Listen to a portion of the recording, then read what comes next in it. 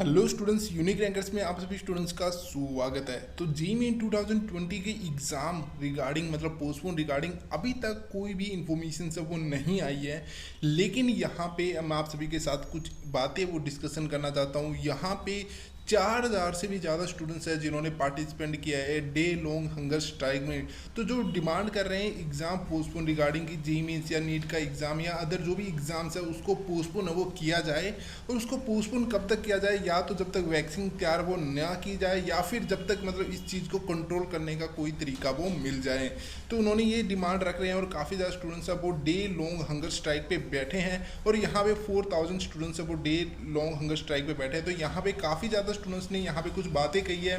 तो उन बातों के बारे में भी हम डिस्कशन कर लेते हैं कि काफ़ी स्टूडेंट्स की क्या क्या प्रॉब्लम्स है वो बता रहे हैं इस चीज़ के बारे में कि हमें ये चीज़ें की प्रॉब्लम्स है। तो यहाँ पे जो ट्वीट हो रहा है वो काफ़ी ज़्यादा ट्वीट हो रहा है कि सत्याग्रह अगेंस्ट एग्जाम इन कोविड-19। तो काफ़ी ज़्यादा स्टूडेंट्स ने इसके रिगार्डिंग काफ़ी ज़्यादा ट्वीट्स किया है। तो ये ट्वीट्स मैं भी चाहता हूँ कि हमारे प्रधानमंत्री के पास पहुँच जाए। अब तो हर एक कोशिश कर रहा है कि जेईई 2020 का एग्ज़ाम है वो पोस्टपोन किया जाए। हमारे सरकार में भी काफ़ी जने हैं जो इस चीज़ को सपोर्ट कर रहे हैं, लेकिन अभी तक बीजेपी की तरफ से इसके बारे में कोई भी इंफॉर्मेशन से वो आई नहीं है। हालांकि कोर्ट ने इसके बारे में सुनवाई कर दी है, लेकिन अभी भी चांस है कि एग्ज़ाम्स को पोस्टपोन वो किया जाए। तो मैं तो तय दिल से ये चाहता हूँ कि जेईई 2020 के एग्ज़ाम को पोस्टपोन कर दिया जाए, क्योंकि बहुत ज़्यादा सिचुएशन जो वो क्रिटिकल हो चुकी है।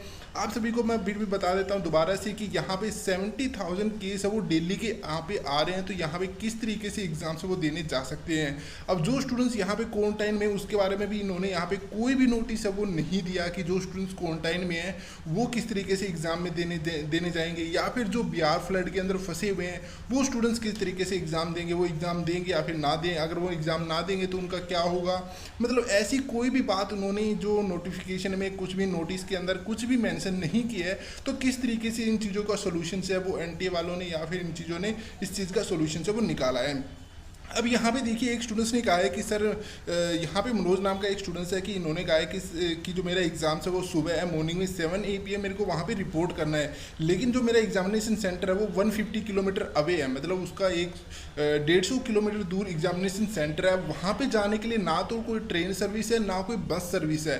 तो वो किस तरीके से एग्जामिनेशन सेंटर में पहुँच पाएगा। और ये सिर्फ एक स्टूडेंट्स नहीं है, इस तरीके की प्रॉब्लम्स और भी स्टूडेंट्स फेस कर रहे होंगे कि जो विलेज में रहते हैं उनको एग्जाम देने के लिए कम से कम चलो 150 नहीं तो कम से कम 100 किलोमीटर या फिर 70 किलोमीटर दूर तो जाना ही पड़ेगा। तो उसके लिए ट्रांसपोर्टेशन तो होनी जरूरी है। बिना ट्रांसपोर्टेशन के वो किस तरीके से वहाँ पे एग्जामिनेशन सेंटर के अंदर पहुँच पाएंगे। इस तरीके से इन्होंने कहा है कि many of the my friends have be 200 kilometre या 250 किलोमीटर्स अवे टू, मतलब जो एग्जामिनेशन सेंटर है उनका, तो वो किस तरीके से वहाँ पे ट्रैवल है वो कर पाएंगे। उसी के साथ यहाँ पे ये भी यहाँ पे कहा गया है कि अगर हम वहाँ पे जाके हमारा होटल या फिर गेस्ट हाउस में रुकते हैं तो उसका क्या इंतजाम किया गया है, उसके बारे में भी कोई इन्फॉर्मेशन है वो प्रोवाइड नहीं कराई गई है। यहाँ पे और भी काफ़ी ज़्यादा स्टूडेंट्स कह रहे हैं कि यहाँ पे एक स्टूडेंट है सिद्धांत दत्त, इसने कहा है कि मेरा सीबीएसई कंपार्टमेंट का एग्ज़ाम था तो यहाँ पे मेरे को अस्थमा का जो पेशेंट है वो, तो यहाँ पे काफ़ी ज़्यादा डरा हुआ था वो कोविड-19 की वजह से। आप सभी को जानते हैं कि अस्थमा पेशेंट को इसकी सबसे ज़्यादा प्रॉब्लम होती है क्योंकि वो मास्क को लगा के नहीं रख सकता है। इसी तरीके से और भी स्टूडेंट्स हैं जिन्होंने कहा कि सर हमारे जेईई मेंस और इस तरीके के एग्ज़ाम्स है, हमें इस तरीके के पेशेंट है और हमारे यहाँ पे मास्क लगाना है, फिर हमारा कंटिन्यू मतलब काफ़ी 3 या 4 घंटे के लिए मास्क लगा के रखना, ये हमारे सेहत के लिए काफ़ी ज़्यादा हानिकारक है। तो यहाँ पे स्टूडेंट्स का डायरेक्ट कहना है कि हमारे लिए हमारी लाइफ है वो इम्पोर्टेंट है, हम लाइफ के लिए किसी तरीके का रिस्क वो नहीं लेंगे, ठीक है। और यहाँ पे काफ़ी ज़्यादा पेरेंट्स है वो भी इस चीज़ के लिए एग्री कर रहे हैं। काफ़ी ज़्यादा इस चीज़ के लिए हड़ताल हो रही है, स्ट्राइक्स हो रही है, लखनऊ के अंदर स्ट्राइक्स हो रही है कि वहाँ पे पेरेंट्स है वो बैठे हैं, स्टूडेंट्स बैठे हैं कि हम एग्ज़ाम देने नहीं जा सकते, किस तरीके से एग्ज़ाम से वो कंडक्ट कराया जाए, हमारे लिए ट्रांसपोर्टेशन का कुछ जुगाड़ किया जाए।